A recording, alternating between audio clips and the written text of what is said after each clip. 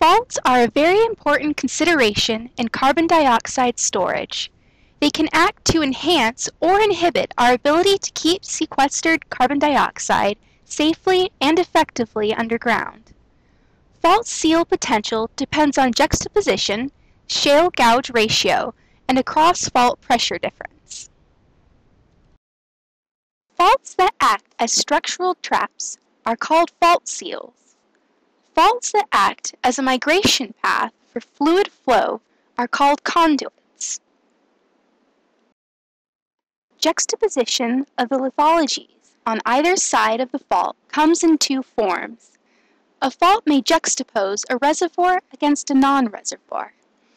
This picture shows an example of reservoir against reservoir juxtaposition in the upper left-hand corner, where two sandstone layers lie next to each other.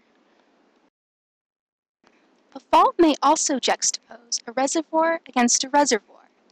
This type of juxtaposition can be found in the center of the picture, where sandstone lies next to a layer of shale. Juxtaposition can trap carbon dioxide, allow it to migrate, or do both. Here, the reservoir is juxtaposed within caprock, creating a trap for carbon dioxide. In the lower part of the fault, carbon dioxide is trapped under caprock.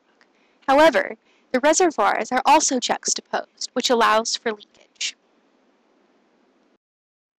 Shale gouge ratio are used to estimate the clay content, which reduces the permeability and porosity along faults. Here is an example of shale. It's low permeability and low porosity rock, which is good for caprock.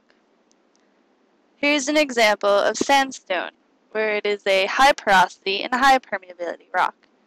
This is a good reservoir. This graph shows that as the shale gouge ratio, or the more shale in the gouge, the better the fault will seal.